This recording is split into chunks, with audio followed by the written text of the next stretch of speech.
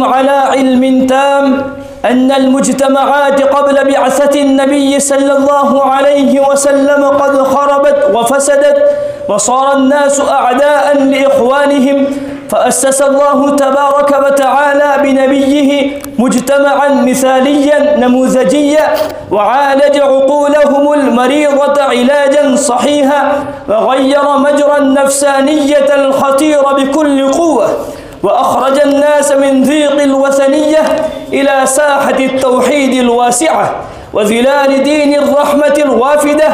فأدعو الأخ أحمد جهانكير الفيروسفوري ليحضر أمام المذياع ويلقي الضوء على موضوعه مسؤولية الأمة في بقاء الأخوة الإسلامية.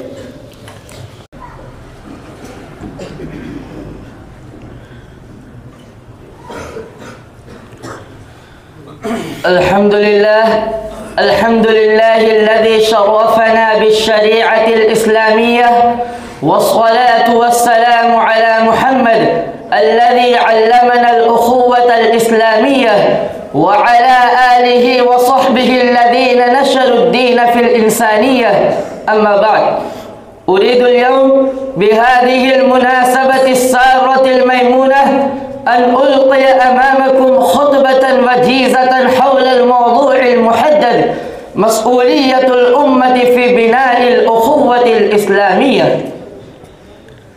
إخواني الأعزة، كما أنتم تعرفون أن الإنسان في فجر القرن السابع من المسيح كان يتسكع في مهامه الضلال والظلام، ويتيه في أودية من الهلاك، وإنه كان على شفا جرف هار، فأصبح الإنسان الجاهلي يائسا من مستقبله، لا يفكر في أفضل ما هو، وليست الكفاءات والمواهب والكفاح في سبيل عقيدة تحمل الإنسان من الحضيض إلى السمو طفرة واحدة لا دخل فيها لإرادته ولا لسعيه، فأنشأ ذلك في المجتمع الجاهلي اليأس والتشاؤم، وجمد قريحته وأخمد فيه جرة الذكاء والطموح والتنافس، فمصيره معلوم محتوم، وحوله خط محدود مرسوم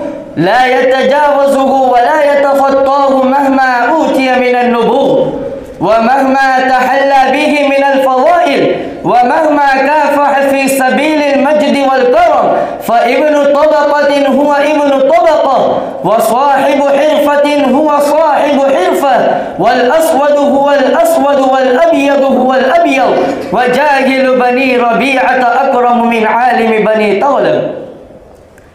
لكن أيها الأحبة، جاء الإسلام من فوق 7 سماوات وضرب هذا الأساس الذي قام عليه المجتمع الجاهلي الزائف ضربة قاسية، ضربة حاسمة، فنقض هذا الأساس المنخور، وهدم هذا البناء الموهوم في طرفة عين، وأسس مجتمعا جديدا على أساس الإيمان والعقيدة، وعلى أساس الفلاح والفضيلة، وعلى أساس الكفاح والكفاءة، وعلى أساس القضاء على الفوارق الجنسية وعلى الفواصل النسبية، ونادى بكل صراحة رنانة بوحدة الإنسان وكرامته: يا أيها الناس إنا خلقناكم من ذكر وأنثى وجعلناكم شعوبا وقبائل لتعارفوا إن أكرمكم عند الله أتقاكم.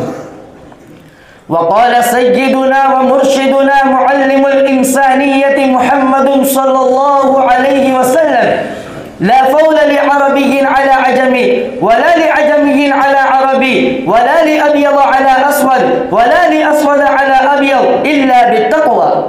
فأصبح المجتمع الإسلامي كجسد واحد، إذا اشتكى منه عضو تداعى له سائر الجسد بالسهر والحمى. لكن من الأسف الشديد أن الجاهلية تعود إلى صفوف المسلمين مرة أخرى، وتمزق وحدتها وتشدد شملها. فاستمعوا إلى قول الشاعر: يصور مجتمعنا الإسلامي أصدق تصوير، حيث يقول: لمثل هذا يذوب القلب من كمد، لمثل هذا يذوب القلب من كمد إن كان في القلب إسلام وإيمان. ماذا التقاطع في الإسلام بينكم؟ ماذا التقاطع في الإسلام بينكم وأنتم يا عباد الله إخوان؟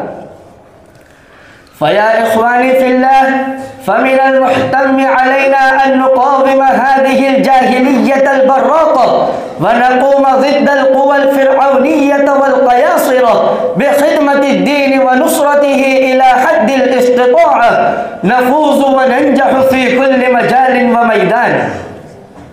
يقول الله عز وجل: إن تنصروا الله ينصركم ويثبت أقدامكم.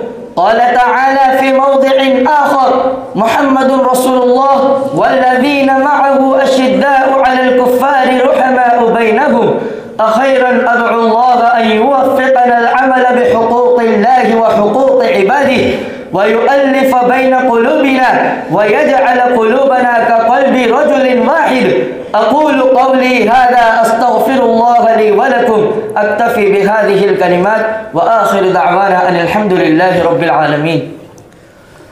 ما شاء الله، أحسن وأجاد، زاده الله علما وخطابا.